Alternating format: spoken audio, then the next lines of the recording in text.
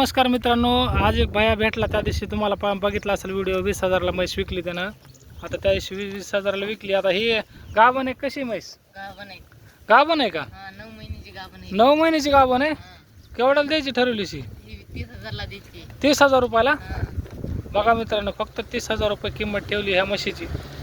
नेमकं तू एवढ्या कमी मध्ये म्हशी का द्यायला लागला? बाजारात तर 50-60 पैशाची अडचण आहे का?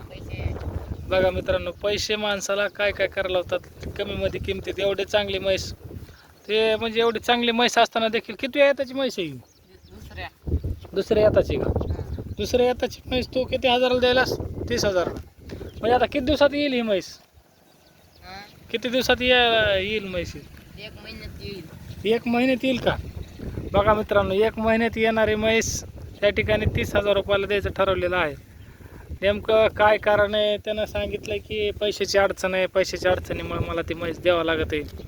त्यानं सांगितलेलं असल्यामुळं 30,000 रुपयाला त्याला ती म्हैस द्यावं लागत आहे. मित्र, मग त्या दिवशी गेला गुजरातला नाही? म्हैस इकली नाही, दुसरी इकल्यावर जाऊ. बरं, दुसरी विकायची का म्हैस? बघा मित्रांनो, ह्याच्याकडे भरपूर अशा म्हशी आहेत आणि त्यानं ती गाभण म्हैस 9 महिन्याची आहे ती विक्रीला काढली. तुम्हाला काय वाटतं, तुमच्याकडे काय किंमत चालू आहे? आणि ह्यानं म्हैस विक्रीला काढली कारण त्याला गुजरातला जायचंय. बरोबर आहे का? गुजरातला जायचं.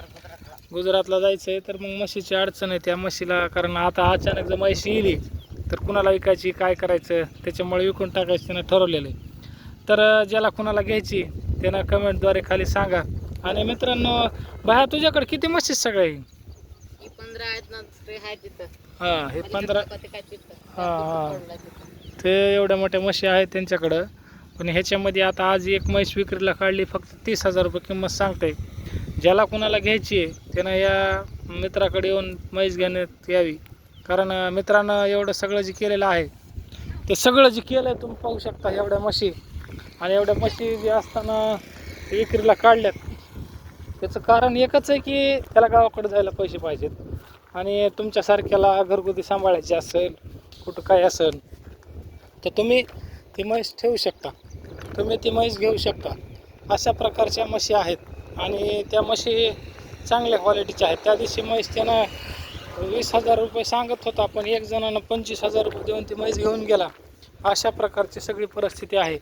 मग जर तुम्हाला बी ती म्हैस घ्यायची असेल तर कृपया ती म्हैस घ्या, काही अडचण नाही. कारण तशा प्रकारची परिस्थिती त्या म्हशीची आहे.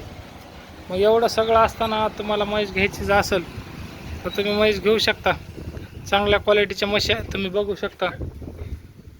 एकदम क्वालिटी नंबर 1 आहे आणि क्वालिटी असल्यामुळं कुणी बी त्या म्हशीच्या पाठीमागं लागलेलं आहे. मग तुम्हाला जर एखादी म्हैस ह्या मित्राची घ्यायची असेल तर तुम्ही मला कमेंटद्वारे कळवा. चांगल्या क्वालिटीच्या म्हशी आहेत. पण विक्रीचं कारण मेन मित्रांनो, ह्याला जे आहे ते गावाकडे जायला पैसे नाहीत. काही त्याची कारण असतं, घरगुती कारण आहे. त्याच्यामुळं तो म्हैस विक्री काढलेली आहे.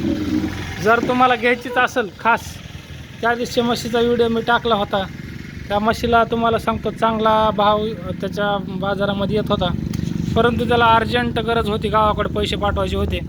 त्याच्यामुळं त्यानं पटकन विकून टाकले. हे लोक बाहेरचे असतात, बाहेरून येतात, जनावर विक्रीला काढतात, अशा प्रकारच्या म्हशी सांभाळतात, कुठंतरी कारखान्याच्या शेजारी थांबतात. हे सगळे गुजरातच्या म्हशी आहेत. पण ही म्हशी इथंच मोठ्या झाल्यात, इथंच मोठ्या होऊन नंतर मोठ्या झाल्यानंतर त्यांना पाळलेल्या आहेत. त्याच्यामुळे तुम्हाला जर खात्रीशीर म्हैस पाहिजे असेल, 9 महिन्याची गाभण म्हैस 30,000 रुपये किंमत सांगितलेली आहे. त्या प्रमाणात तुम्हाला जर घ्यायची असेल तर तुम्ही ह्याच्याशी कॉन्टॅक्ट करा आणि आपल्या चॅनलला सबस्क्राईब करा. कारण चांगल्या दर्जाची आणि चांगले दूध देणारी, एक 6-7 लिटर दूध देते, गेले दुसऱ्या एकाला दिलेलं आहे, आता हे तिसरं येत आहे.